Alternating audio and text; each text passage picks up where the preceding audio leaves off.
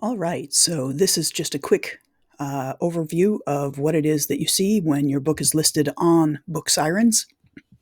The book that we submitted in the earlier video for our behind the scenes email for BookSirens was not accepted, but this one was, and this is a legal thriller that we published in August.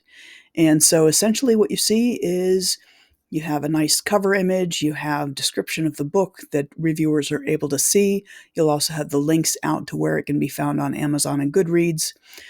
People are given the opportunity to read an excerpt of the book. So you're supposed to provide a PDF that just contains text of the book, and they give you an idea of how many pages that should be.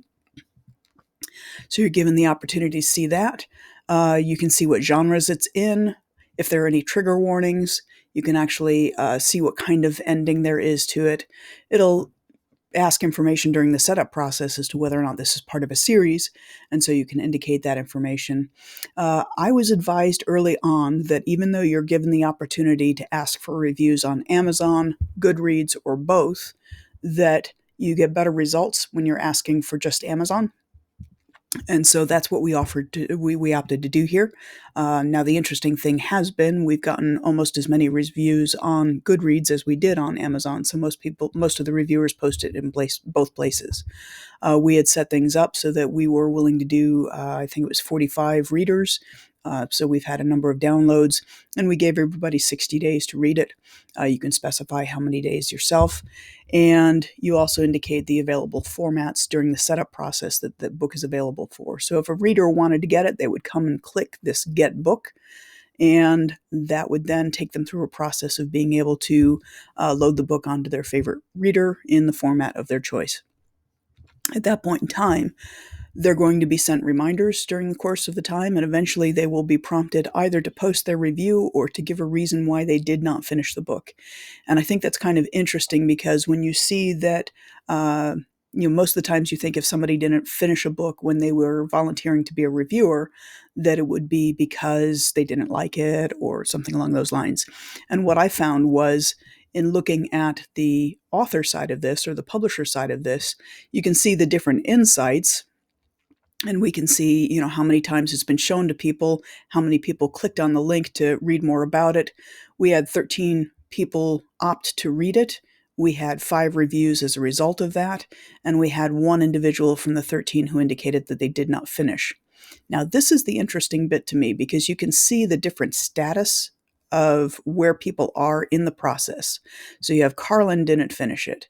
And the reason that Carlin didn't finish is because life got in the way. We're moving and packing up our house is taking a lot of time, but I do plan to finish the book. So great. So that had nothing to do with them not liking the book. It was just a matter of not having time. That's great. So here we can see all of the different information. We see when somebody left a review. Oftentimes they will start their review and then they were updated along the way. So you can see, how those finish. Now, the interesting thing is Carlin didn't finish here. And that's the same thing. She updated the feedback there. But I can see that even as recently as a couple of days ago, I had somebody start reading it. And so what I really like is just having this information to be able to know where people are in the timeline in terms of the reviews. And while I had hoped that we would get reviews more quickly, what I am very encouraged by is the fact that there's still a lot of activity on the listing. Although it's the 7th, we've had people engaging with it as recently as the last few days. And so I'm hopeful that eventually most, if not all, of these 13 reviewers are going to actually post their review. And that maybe along the line we'll get additional readers as well. So for something that, costs as little as it does, we've paid, the $10 listing fee plus $2 per person who downloaded. So we've paid a total of $36 towards this to get some reviews. And it's been a very simple and straightforward way to do it. And as I said, most of the people who did post a review, they posted it not only on Amazon, where we have 8 reviews, but they also posted it on Goodreads, which we had not requested, where we have 7 reviews.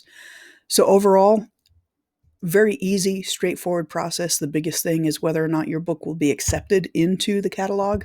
But if it is accepted into the catalog, there's not a lot of work to be done after that. You don't have to do the follow-up because BookSirens does it, and you get insight to, what people are thinking about it. You can actually see as they're going through the process of reading the book and working on their updates. I have to remember how to go back. There we are. As they're going through, we can see where they are. So, we see where they are in the process. They posted it on both places for us. And so it's helpful to be able to have this information and know of the activity that you're doing in trying to secure reviewers, where they stand in the process, because so oftentimes you send something out there and you either never get an answer, never get a response, or you don't know how far along they are in things. BookSirens is doing all that following up for you, so it's kind of almost a set and forget thing once it starts. So for the price, I think you can't beat it. Definitely highly encourage giving it a try, and certainly if your book is accepted into the catalog, it's worth doing. So that's our impression. We hope you've enjoyed this installment of Behind the Scenes with Emerald Lake Books as we review BookSirens. Take care. Bye.